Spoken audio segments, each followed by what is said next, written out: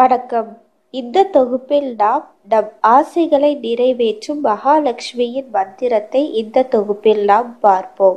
முதலில் நாம் எந்த விஷயம் நடக்க வேண்டும் என்று ஆசைப்படுகின்றோம், அதனுடைய நோக்கம் என்னவென்பதை பற்றி நாம் முதலில் தெளிவாக இருந்து கொள்ள வேண்டும். பின்புதான் இந்த மந்திரத்தை நாம் ஜபிக்க வேண்டும். ஜபம் ஆரம்பிக்கும் முன்பு விளக்கேற்றி ஸ்ரீ மகாவிஷ்ணு சமேத ஸ்ரீ மகாலட்சுமி தேவி தீப ஜோதியில் வந்தருள வேண்டும் என்று ஊதுபத்தியை நாம் 3 தடவை காட்ட வேண்டும்.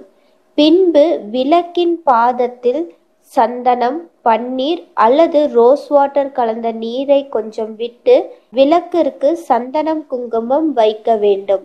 முதல் நாள் மற்றும் கடைசி நாட்களில் சிறப்பாக நைவேத்தியம் படைத்து பூஜையை தொடங்க வேண்டும். மற்ற நாட்களில் நாம் விளக்கு ஏற்றி வைத்து நாம் ஜபம் செய்தால் மட்டுமே போதும். வீட்டில் காலை மாலையில் நாம் நறுமணம் வீசும்படி சாம்பிராணி ஊதுபத்தி ஏற்றி வைக்க வேண்டும்.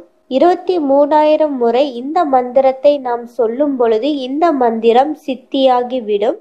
இந்த மந்திரத்தை நாம் ஜெபிக்கும் பொழுது வெளியே யாரிடமும் இந்த மந்திரத்தை நாம் சொல்லுகின்றோம் என்று சொல்லக்கூடாது, ரகசியமாக செய்ய வேண்டும். இந்த மந்திரத்தை நாம் வளர்பிறை திங்கட்கிழமை அல்லது வெள்ளிக்கிழமை அன்று ஜெபிக்க துவங்க வேண்டும். 23,000 தடவை ஜெபித்து முடித்ததும் இந்த மந்திரம் சித்தியாகிவிடும்.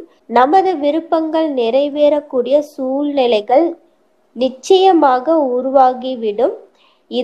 இந்த மந்திரம் பலருக்கு வெற்றி தந்த மந்திரமாகும். நன்றி.